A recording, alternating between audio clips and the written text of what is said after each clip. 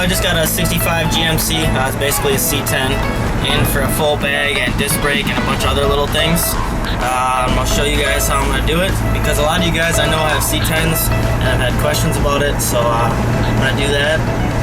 If you have any questions, feel free to shoot me a message. Oh shit, there's a cop. I better settle down.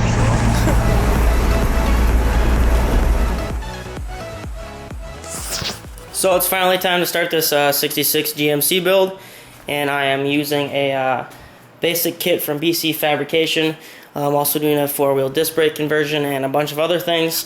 You can see here I have all the parts ready, and it's going to be a good time. Now, the first thing I usually do when I start a project like this, get a notepad, and I write down a bunch of the original measurements. So I did front bumper height, rear bumper height, rocker height at the center, frame height at trans, front crossmember height, and pinion angle. All these things are important because you can compare before and after, and pinion angle is important because you want it as close to a OEM style, I guess, driveline as possible, because OEM is the best.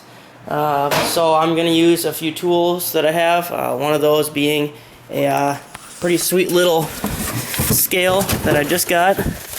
Haven't used it yet, but I ordered this from Mittler Bros. Digital angle gauge. So this is pretty cool. Now, previously, I used one of these, which is great, cheap, works all right. But you see, they're a little bit jumpy. They're not really that accurate. So this digital one will give me precise measurements of the pinion, so I can set this on the pinion and write down that measurement. Here I got the wheels off. Now the first step is to start unhooking the ball joints on the steering, and if yours is anything like this one, which it probably will be, it's probably going to be caked full of shit. I'm not really looking forward to this part, so wish me luck. Here I have the upper ball joint popped off, the steering popped off. I cut the brake line, and I actually put down a drain pan and bled out the brakes that way. This brake line is rotted, dry rotted anyways, and the new kit comes with the brake lines, so I just cut that for now. Took off the shock, and now the A-arm is finally down. Now I've been trying to get this lower ball joint out. It's been a real pain in the butt. These must be the original ball joints. They're so just stuck in there, and yeah. Anyways, I only have two pickle forks. I have this one here, which goes in a little impact gun, and then I have a larger one somewhere around here. Maybe I'm blind. Where the hell is it? What the fuck? Been a long day. I was sitting right here. Jeez.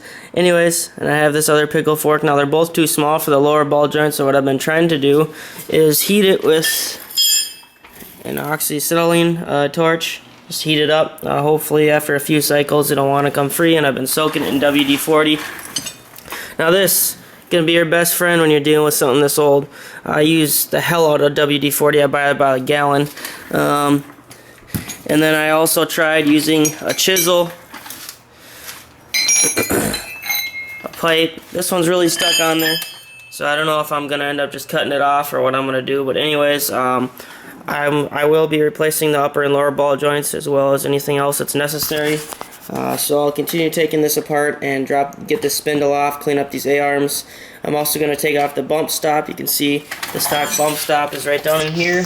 Now this looks like it's plug welded on to the A-arm, so I'll have to grind all those welds off or cut those off somehow, because it's going to be in the way when it slams. Here's the bump stop. I had to cut around the edge of this and then get under it with a chisel and chisel up the edges.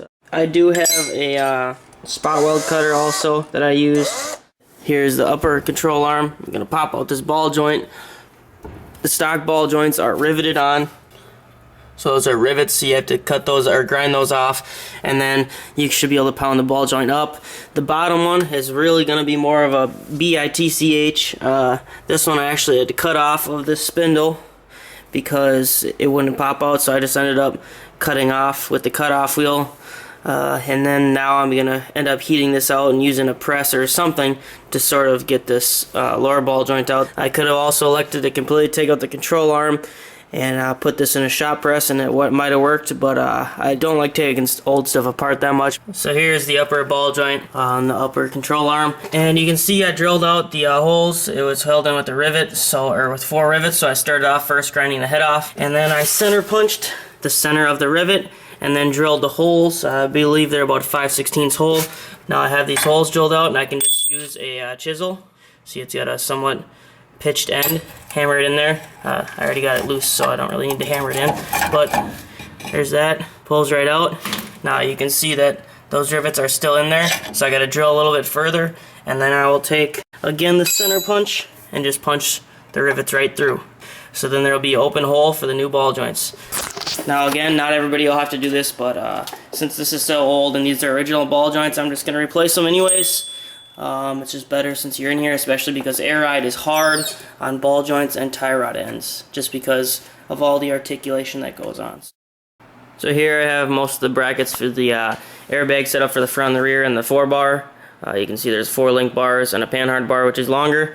This is all from BC Fabrication. It's all bought in sort of kits. This is a really easy kit to install, which is freaking awesome. This is actually cut to the exact shape of the frame that you need, and then these bag cups just sit inside of the lower control arm. I'll show you guys how I do all this install. It's pretty easy. This is one of the easier kits that I've ever seen, so I'm kind of excited to see how it turns out and see how easy it is to do, and I'll show you guys the steps. So yeah, let's get to it. Moment of truth. See how the front end sits.